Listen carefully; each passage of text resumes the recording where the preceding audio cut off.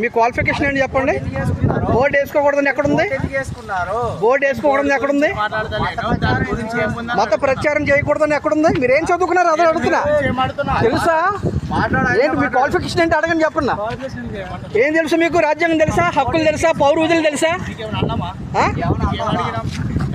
ఎందుకు వేసుకున్నాను అడుగుతున్నావు. ప్రచారం చేయడం అంటే ఆయన అడుగుతున్నాడు. ఏం చదువుకున్నాను అడుగుతున్నా. చదువు సంఘం ఎవడు అడగడు.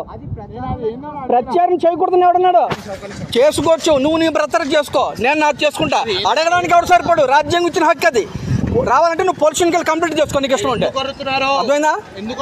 ఆయన అడుగుతున్నాడు ప్రచారం ఎలా చేస్తున్నాడు అడుగుతున్నాడు.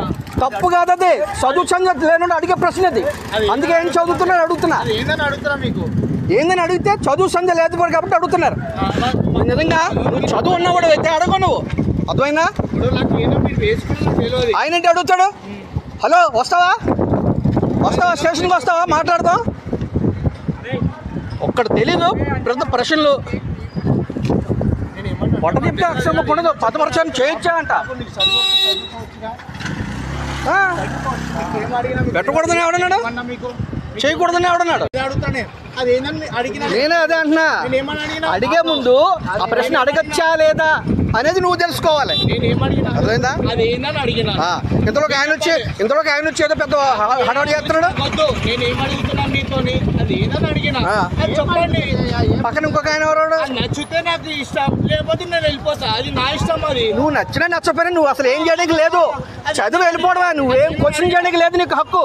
అది ఏందని అడిగినా. అది అర్థమైందా? అది ఏందని అడిగినా నేను.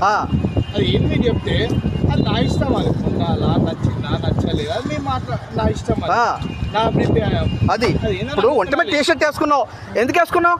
నల్లది ఎందుకు వేసుకున్నావు? అదేంటి అని ఎవరిని అడుగుతాడా? అడిగినా తెల్ల వేసుకుని అడిగినా. ఇప్పుడు బోట్ ఎందుకు వేసుకున్నాను అడిగావు కదా.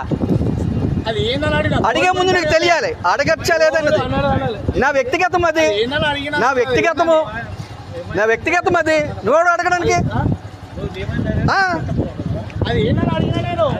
అది ఏమని అడుగుతానే తప్ప మాట్లాడుతున్నాడు. అంటున్నాను. ఈ మధ్య ప్రతి ఒక్కడికి అదే ఎక్కువైపోయింది అంటున్నాను నేను. ఏపీఎస్ పోదాం చెప్పాలా? ఏపీఎస్ సరే బాజ్పల్లి పిఎస్ పోదాం. నువ్వు చెప్పేదాన్ని కాదు. నీకు చేతనైతే మిమ్మల్ని ఏమన్నా అడిగినా అది ఏందని అడిగినా ఓకే. మీరేం చెప్పాలి? తెలియకపోతే తెలిపాలి తప్ప ప్రశ్నించద్దు. నీకు తెలిపేలోగా పక్కన ఒక ఆయన వచ్చి మత ప్రచారం ఏంటి అదేంటి ఇదేంటని అడుగుతున్నాడు. అర్థమైందా? ప్రచారం నువ్వు తెలుసుకో ముందు. మత ప్రచారం భారతదేశంలో ఎవడైనా ఏ గల్లీలోనే ఏదైనా చేసుకోవచ్చు. అది నువ్వు అడగకూడదు. అర్థమైందా?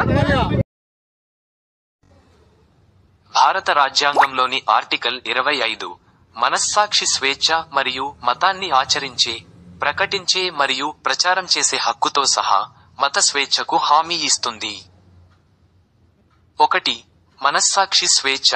మనస్సాక్షి స్వేచ్ఛకు ప్రజలందరూ సమానంగా అర్హులు. 2. మతాన్ని ఆచరించే స్వేచ్ఛ. మతాన్ని స్వేచ్ఛగా ఆచరించే హక్కు ప్రజలందరికీ సమానంగా ఉంటుంది. మరియు 3. మతాన్ని ప్రచారం చేసే స్వేచ్ఛ. మతాన్ని స్వేచ్ఛగా ప్రచారం చేసే హక్కు ప్రజలందరికీ సమానంగా ఉంటుంది. భారత రాజ్యాంగంలోని 25, 26, 27, 28 ఆర్టికల్స్లో మత స్వేచ్ఛ హక్కు వివరించబడింది. ఈ హక్కు ప్రకారం పౌరులు తమకు నచ్చిన మతాన్ని బోధించడానికి, ఆచరించడానికి, ప్రచారం చేయడానికి స్వేచ్ఛగా ఉంటారు. రాజ్యాంగం ఏకపక్ష రాజ్య చర్యలకు వ్యతిరేకంగా వ్యక్తుల హక్కులను కూడా పరిరక్షిస్తుంది.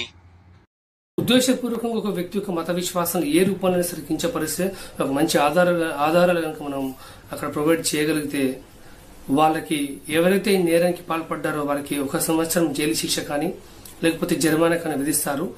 నేర తీవ్రత బట్టి వాళ్ళకి జరిమానాతో పాటు జైలు శిక్ష కూడా విధిస్తారు. ఈ విషయాన్ని గమనించాలి.